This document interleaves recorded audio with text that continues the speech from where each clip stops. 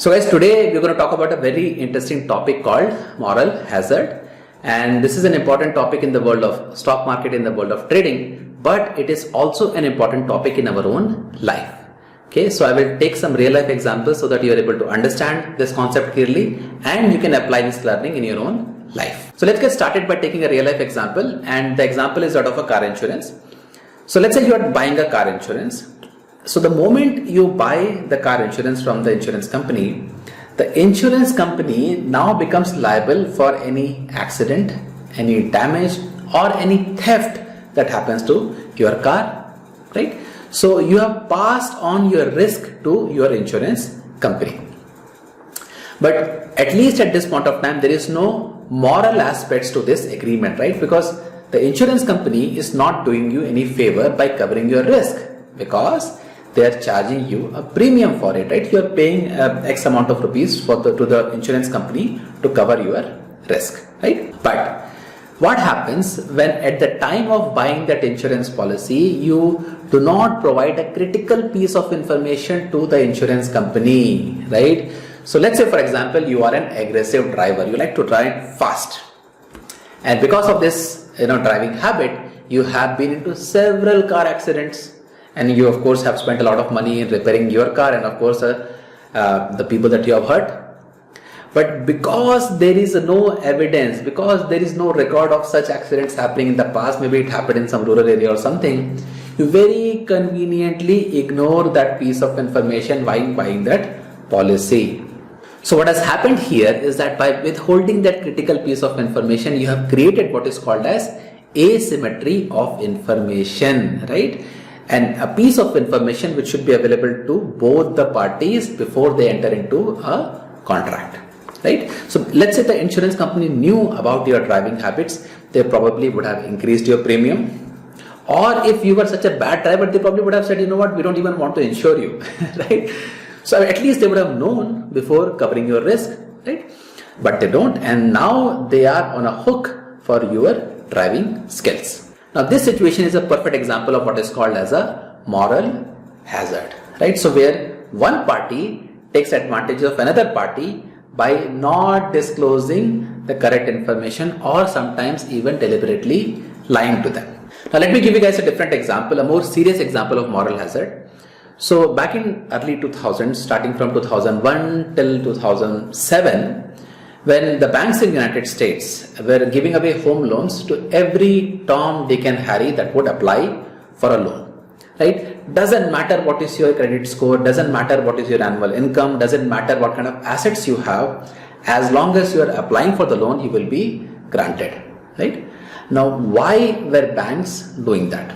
Well, the bankers were of course giving the loan because they were of course making money from it, but at the same time, at the back of their mind, they knew that if in the worst case scenario, every single customer of them defaults, they still will not go bankrupt. And why is that? They knew that they were too big to fail. The United States as a country, we cannot afford a big bank to fail. So what would eventually happen, as they knew, was that the government will ultimately bail them out, right? And that is exactly what happened in 2008. When the financial crisis hit and all these banks got in trouble, they ran to the government and said, we need the bailout money to survive, and that's what the government did. But the government did not print the money to give them the money, right? So from where is the government making money?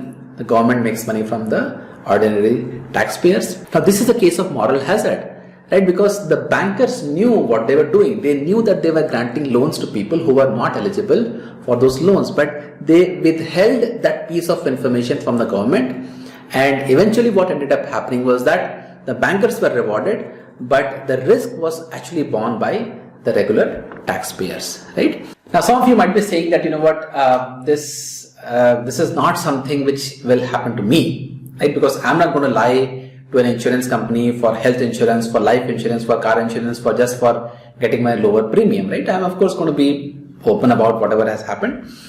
So moral hazard will not be applicable to me, and I'm sure you will be right, because most of us have what is called as a good conscience. We do not do things that we know are going to hurt somebody else just for saving a buck, right? That is true.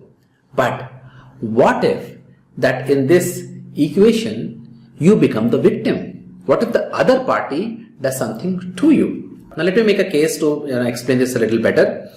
So I met a trader a few weeks back, and this gentleman, he was following somebody on Telegram, and he was very impressed by the profits that this Telegram group runner was posting, right? He was posting some big profits. So what happened was, after following this person on Telegram for a while, this gentleman approached that guy and said, you know what, can you manage my account, right? So I will give you my account credentials. If you manage my account, can you make similar kind of returns for me?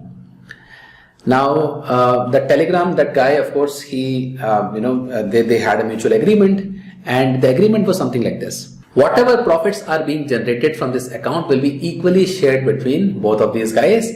But if there is a loss in this account, that loss will be fully borne by the account holder, that is this gentleman. Now you can imagine what happened, right? So what eventually happened was that this person who took over the account, this Telegram guy, he started taking some very risky trades. He used to buy some out of money options, and every once in a while he used to be right, he used to make money, but then most of the time he was losing money.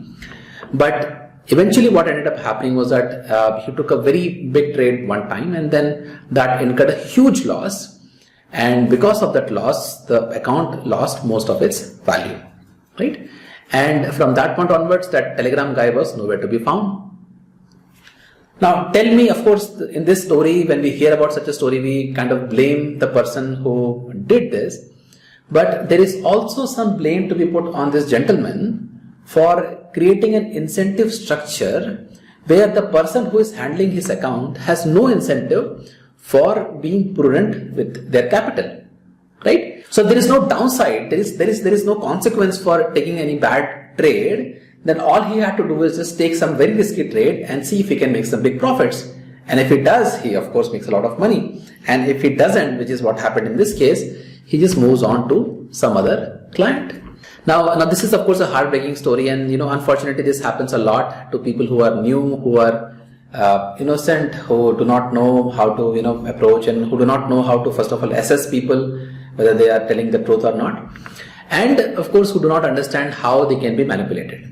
But moral hazard is not just a situation which happens to somebody in finance or something in insurance. It can happen to us in our own real life.